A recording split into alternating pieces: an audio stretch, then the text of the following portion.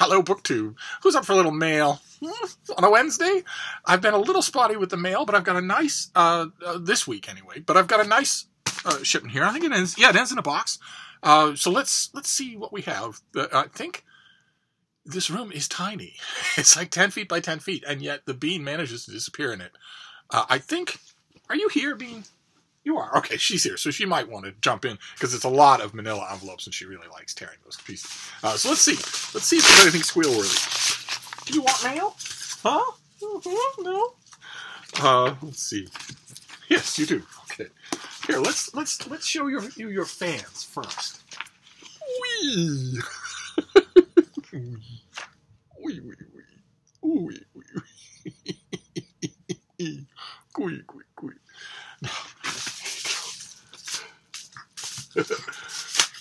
For those of you who are new to the channel, I have an extremely active little miniature schnauzer, and she likes to destroy my mail. Not the books themselves, but the packages. Okay. All right.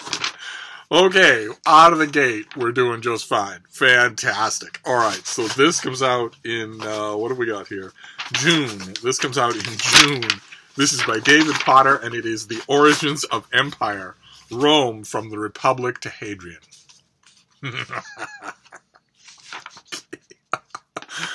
So, those of you who are new to the channel, we often have a shorthand here. Amazingly, on this channel, it is rather organically developed in the exact same way that it is developed in every stage of my life, which is that there are certain books that are quote-unquote Steve books.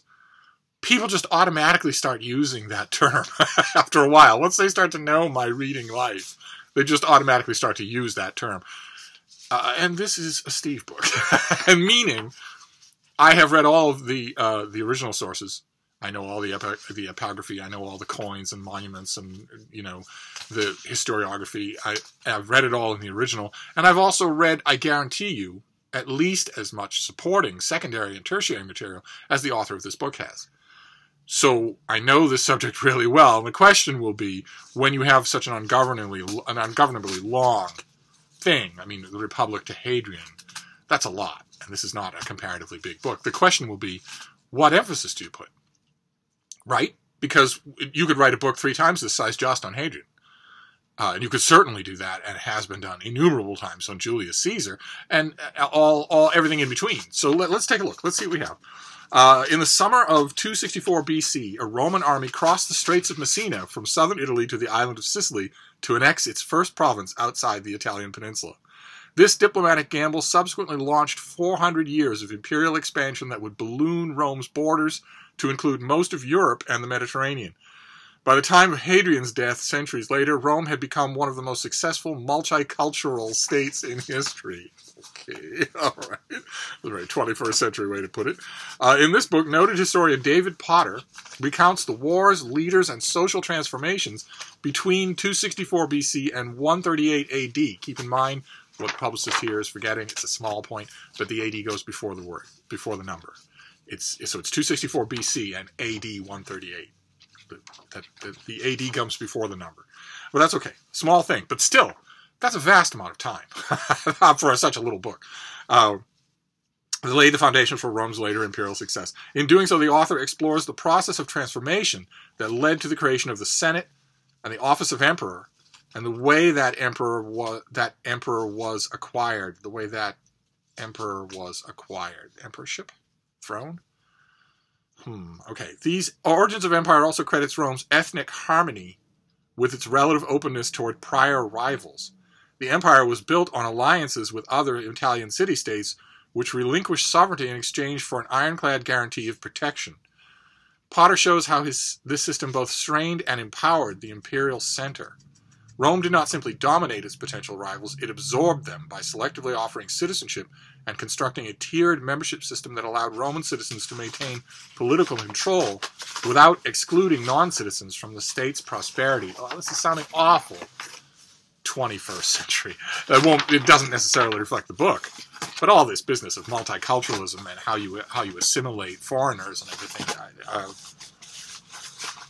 With the next line in the pub sheet, with the xenophobic rhetoric rampant in today's political climate, there is much to learn from Rome's success as a multi-ethnic empire with strong native culture. What am I supposed to learn? What are we supposed to learn from that? The way to support the whole machineries with a systematic and ever-growing system of slavery? I think America tried that once before. Okay. All right. Well, okay. This comes out in June. The pub sheet notwithstanding, we do not have anything to learn from the Roman system of government. Nothing. Nothing at all to learn from the Roman system of government. All we can do is read it because it's so entertaining. It's so interesting. But I want to know, I promise I won't take this long with every book, but this is squarely in my wheelhouse, as the kids say. I want to know how this breaks down. How do you break down such a huge subject matter? Okay. All right, well, okay, the book has 4 parts, and part 3, we're still dealing with the brothers Gracchi. Part 3, we're still dealing with Tiberius Gracchus and with Marius and Sulla. Part 3, 2/3 of the way through the book. So, yeah, see, the first chapter in part 4 of a 5-part book is called Sulla Triumphant. And that's a whole generation before Julius Caesar. Okay, yeah, okay. The last part of the penultimate segment in this book is still dealing with Caesar and Pompey. So the last section, which is called Monarchy, extends from 36 BC to 138, to AD 138. So that, okay, that, so the first part of that is Caesar Augustus, then the Augustan Empire, then ethnicity and bureaucracy, then 3 murders and the emergence of the imperial society. That will be AD 68. That will be the year of the 4 emperors and the rise of Nero, or rather the rise of Vespasian. So it would be Otho, Galba, Vitellius, and then Vespasian. And then the chapter after that is called Dynasties Come and Go. Dynasties come and go? What's that supposed to mean? What's that supposed to mean? You're going to shove people in as footnotes? I mean, one of those dynasties, you want to call it that, was Trajan, was the Spaniards. Trajan expanded the empire to its greatest geographical extent of anyone. Is it even going to get mentioned? No. Dynasties come and go, reimagining Rome, and then chapter 30 is the view from Tivoli, which is Hadrian. So, okay, all right. Well, this doesn't have anything in the way of it doesn't have page numbers, it doesn't have an index, so I can't dig into it really and see what kind of emphasis is going to be. But you can tell already, just from the way that table of contents is set up, that this is going to be mostly about the transition from republic to empire, and not really about the first century of empire. It's okay. It's perfect. All right. It all depends on the writer anyway. So let's see. Let's move on. You want another one, Bean? Woo! Let's see what we have next here. Oh, great. Okay, fantastic. This is Hunter's Moon by Philip Caputo. This is a novel in stories. It comes out in August. Philip Caputo, of course, we saw already. He's the author of The Rumour of War. He turns to the subject of war and its devastating effects on the soldiers who must carry the physical and emotional scars of combat with them. And in this book, he expands his lens, honing in on ways in which war wounds can affect soldiers, their families, long after coming home. And this is set in Michigan's Upper Peninsula. Okay, great. So this comes out in August, a long way away, and it is a new book from Philip Caputo. I'm wondering, I mean, just in terms of what you can expect this to get from coverage, I always try to sort of handicap what a book will get for coverage. And the way that most, the way that most book sections go, I mean, if you're a book's editor, you're going to have reviewers who have their strengths and weaknesses, and, you know, you're going to want to play to that as much as you can. I'd be willing to bet that most book sections will have an easier time finding somebody to write about the 40th anniversary of A Rumour of War than they will finding somebody to review a new book by this author. That must be frustrating for Philip Caputo if that turns out to be true. But anyway, let's see. Let's see what's next here. There's another one here. Ooh.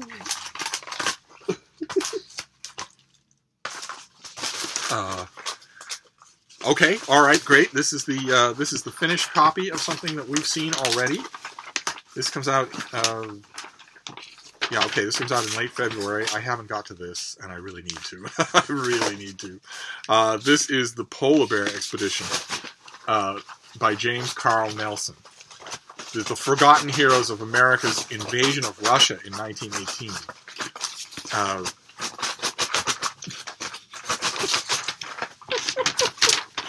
I keep remembering one of you said that that you get the strong impression that Frida enjoys mail as much as I do. That's absolutely true. So what have we got here? This comes out later this month. Chronicles the only historical instance of the United States and Russia squaring off in a hot war. When in the final days of World War I, roughly 5,000 soldiers, mostly hailing from Michigan and nicknamed the Polar Bears, waged war on Russian soil against the Russian Red Army. Fantastic. This is an aspect of being. This is an aspect of World War I about which I know very little, and I haven't read the advanced copy, so that's bad. Let's see what's next here.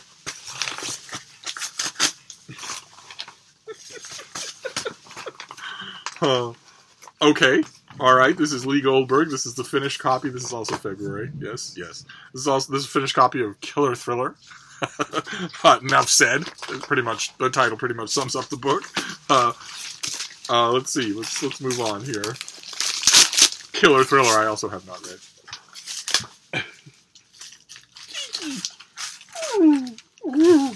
We just got in from a nice long dog walk. Nice long dog walk with the usual caveats and frustrations. We came across a guy walking a dog. He called out ahead of time, "She's very friendly." And his dog was a big, beautiful black dog, came walking up to Frida and was very stiffly examining her. And Frida was bouncing all around and huffing through her nose and whatnot. And Frida is very friendly, but I don't promise her behavior to anybody. I don't care one way or another. I don't call out to humans. But Frida doesn't have any aggression in her, at all, under any circumstances. Whereas I could tell from the first second that this big black dog whose owner said, "She's very friendly," was, under certain circumstances, not. I could tell right away that his dog was pushing Frida to see whether or not it was on the edge. Do I want to play, or do I want to dominate and maybe take a bite?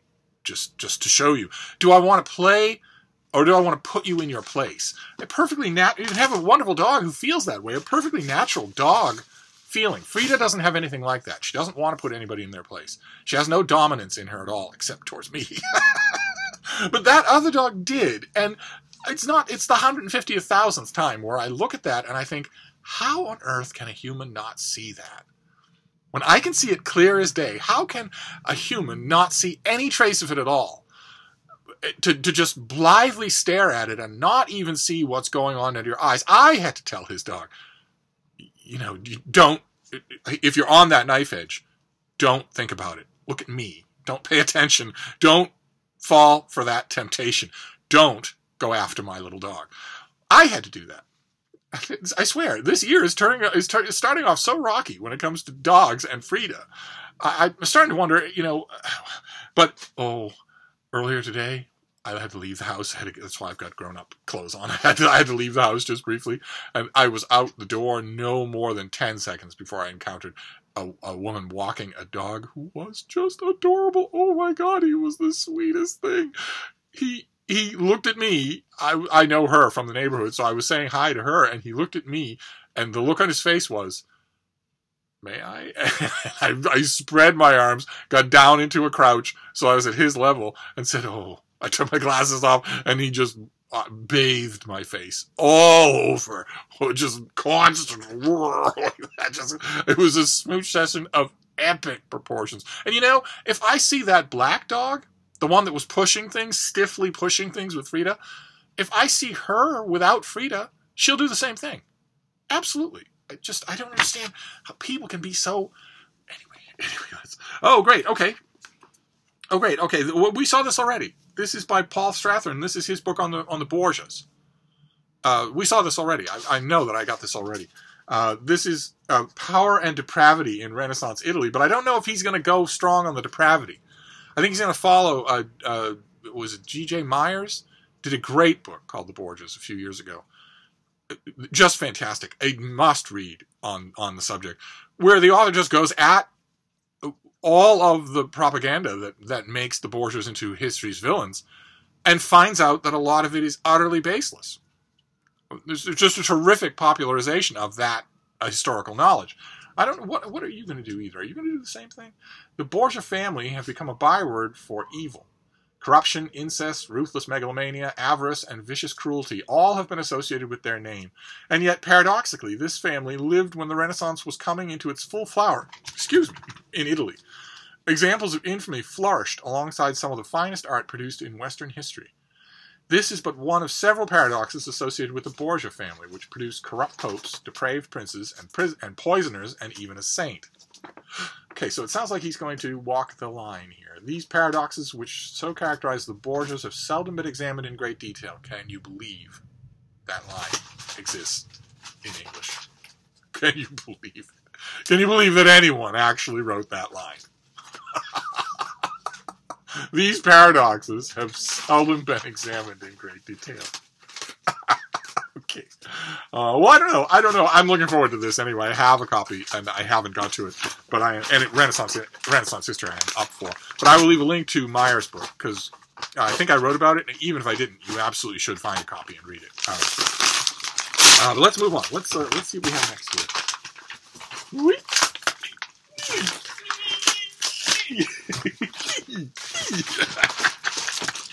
What have we got here? This doesn't look like it comes from a publisher. It's packed with loving care. Why would it be packed with loving care? Oh, careful with the plastic, though, Bean.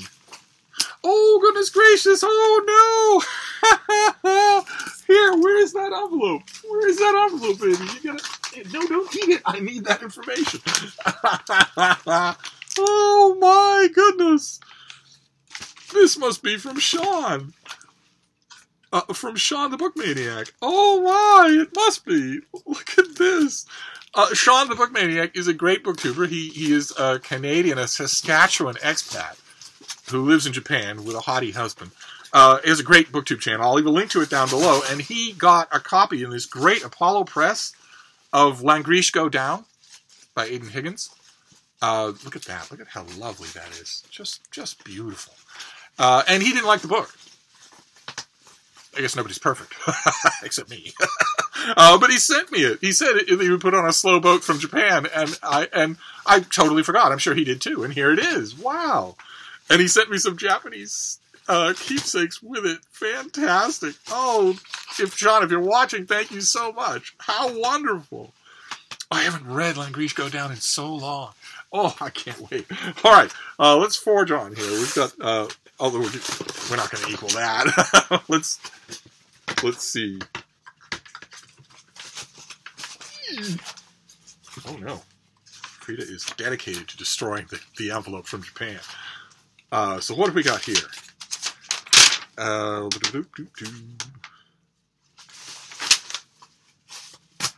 Okay, this comes out in June.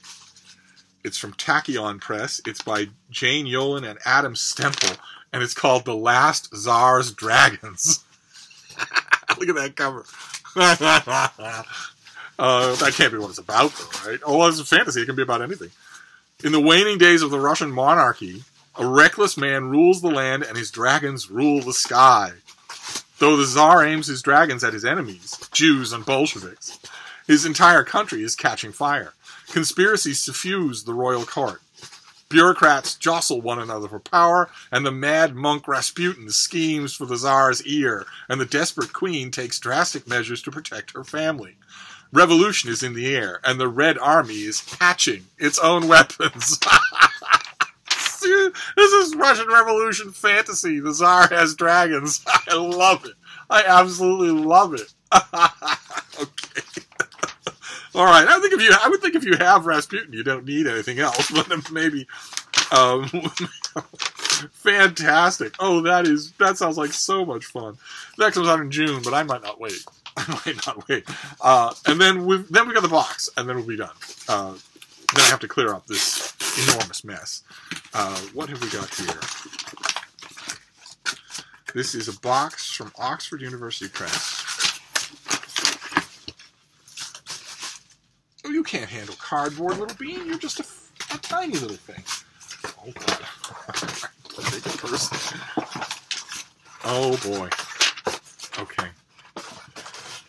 All right, well, we end with a must-read. I will read this tonight.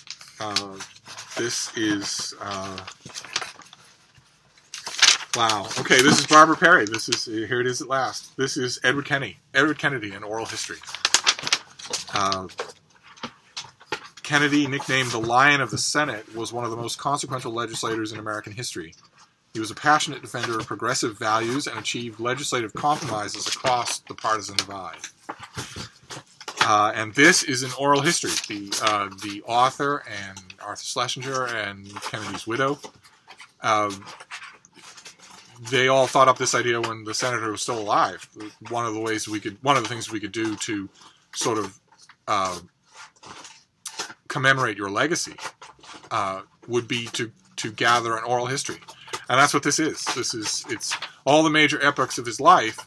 There's many people who go on record, and then they are curated, and their responses are all lined up, and the editor puts a huge amount of historical context in all of it. And here it is. This is it. This is the book. Okay. Okay. All right. This comes out in a week.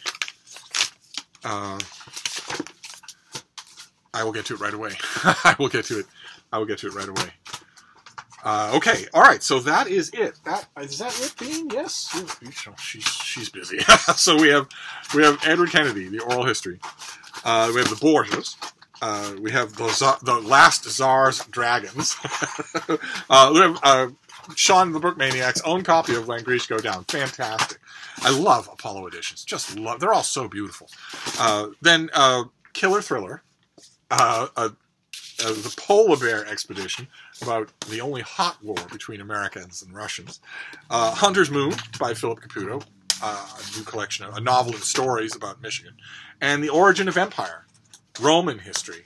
Not seeing much Roman history in 2019, saw virtually none in 2018, so I'll gobble that right up, and we'll see where the emphases lie. And there you go. That's it. That is our mail for a Wednesday. So I have to clean all this stuff up, but I will be back. We have plenty else to talk about.